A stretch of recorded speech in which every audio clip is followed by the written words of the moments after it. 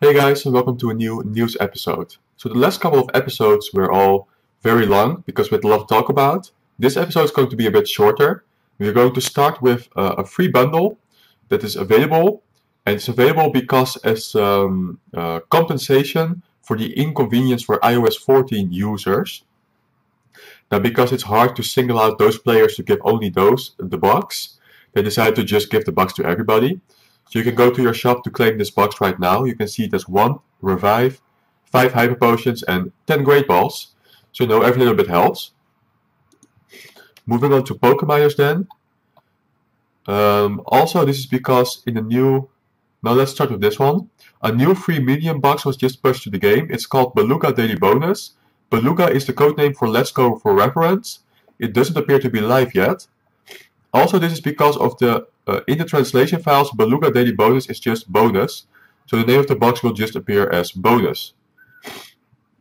Maybe this is the box that we just talked about here from LeakDog. Then 0.1871 is starting to roll out on Android. Some updates from the Apple version. A new Unity library is added to allow native C++ code to run on Android. Suggestion migration or new libraries. And we discovered a new the download all asset catalog, and it contains a large asset that will be downloaded to your phone. Things such as all raid, combat, Pokemon backgrounds, etc. assets. No in-depth this one. And then Tri-Attack has been added to the Game Master, ready for the weekend. So you can see the damage is 65 with an energy cost of 50. And there is a 20% chance to lower the opponent's attack and defense stage. And in PvE, so against raids for example, the damage is 75 and energy 50. So it's a bit stronger in raids. Yeah, I mean, I'm not sure if this is... people are calling it disappointing. Compared to Icy Wind and Lunge, it's 5 more damage and 5 more energy, and it relies on a 20% chance. Yeah, so we know that Lunge and Icy Wind have a guaranteed chance to lower the opponent's defense, while this is only a 20% chance, 1 in 5. So you can't really rely on that. Then you're relying on luck to win matches, which most of the time you're going to fail, because 1 in 5 is really not that great of a chance after all. So it's kind of the same stats as those two, but without the guarantee to lower the opponent's defense. So if this would have been a guaranteed drop in defense, it would have been pretty good, but now it is really not that strong after all. So that is unfortunate. Yeah, I mean, we're gonna wait. We're gonna see if maybe Niantic decides to change it a little bit, because as for now it's only in the code. So they could decide to change it at the last moment. But for now, it looks like Porygon Z is not going to be that strong after all. Next we are going to this Cresselia duo.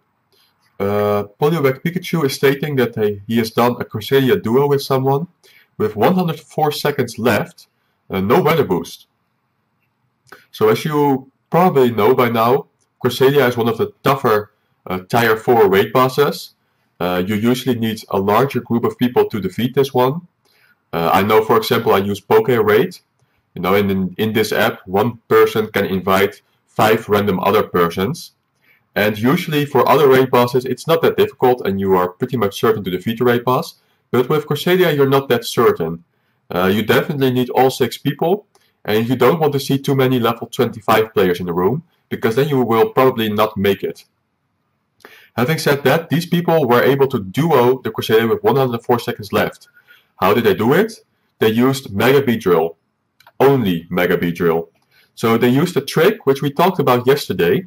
The fact that you can use a level 1 Beedrill, and then you can level it up all the way to level 40. And if you Mega Evolve then, you will not only get the standard extra boost to level 44, but you will get an additional boost for all the power-ups that you did. The power-up boost, I would call this. Power-up bug. And this way their Mega Beedrills were really strong, and they were able to duo this Cresselia, as we scroll forward here, with around 104 seconds left. So, as you can see, they are both using a Mega Beedrill.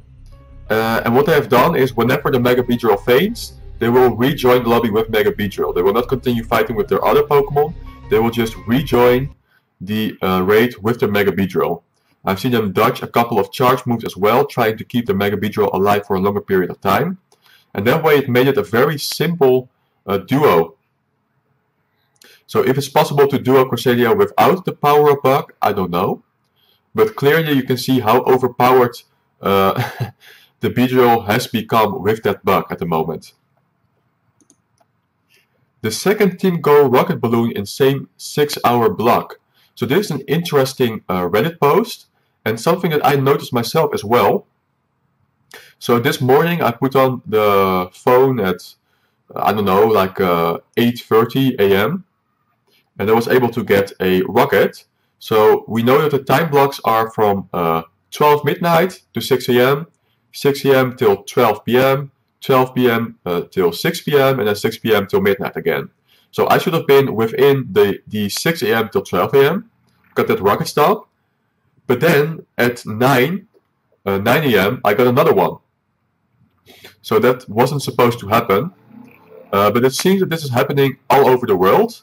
And many people are reporting that they are getting extra rocket balloons. And what seems to have happened is that they have increased the amount of rocket balloons, as they have done before for events, where they made it a 3-hour window instead of a 6-hour window. And that seems to be what is going on now. So the new windows are, like if you had 6 a.m. till 12 p.m., it is now 6 a.m. till 9 a.m. and then 9 a.m. till 12 a.m. So you should be getting twice as many rocket starts at the moment. This will also give you an extra chance to try and battle against the Team Rocket with the Meowth. And as you know, that the Ekans and Coughing can be shiny. So getting more chances for that is great. They will be flying away soon. I mean, it's now 17 September. They will be here for around 2 weeks before they go away. So hopefully this will give us more chances to try and get those shinies. Then, an unaddressed bug, according to Philly. Woobat cannot evolve due to the inability to permanently accumulate kilometers. Please fix before special cups. And they're talking specifically about Lucky Woobat. Nuclear Pilot has a solution, or at least he thinks it's a solution, by going to the settings, advanced settings, and then refreshing the game data. So we know that this works for the Mega Pokemon. When you are not able to Mega Evolve your Pokemon, then this will solve the problem. This is a guarantee. But if it also works for this Lucky Woobat problem, I'm not sure. Let's continue this thread, see if they are replying. I found out about it when I released the Mega Raids and I was doing it at Pokemon not Mega Evolved. Yeah, so he is stating as well for the Megas it works, but no word on whether it worked for this person. However, there are several people saying that this is not the bug is not only for him. There are many people replying that they have the same problems. Somebody had it with Woobat as well. Other people were able to evolve their Woobat just fine. I saw somebody replying that he had the same problem as this person with a Feebas, Lucky Feebas. So yeah, if you are having this problem, then you are not the only one, clearly. Not sure what the solution is. Hopefully this works. But maybe we can get more information on that later. Then a new bug. Puffins cannot be purchased anymore, yet appear in the shop. So you can see somebody trying to buy a Puffin in the shop, but it's not working. But Mystic39 is stating, I just bought one from the Buddy feeding screen. Maybe it only works there now. So if you go to the Buddy feeding screen, apparently there's a way to buy the Puffin there instead. Then, I want to quickly go through some of the current Ditto Disguises. We can see that Paris, Hoothoot, Spinarak, Hoppip, Remoraid, Whismur, Gulpin, Numel, Bidoof and Fungus have a chance to become a Ditto. So for this event specifically, you can look at Spinarak, which is spawning quite a bit. So if you are hoping to get a good Ditto, or maybe you still need a Ditto for a quest, then Spinarak is your best bet. I think Whismur is spawning a little bit as well. And Paris. Then we're going to go to the current egg pool. Looking at the 2 kilometer eggs, I have to say that they are not so interesting to me.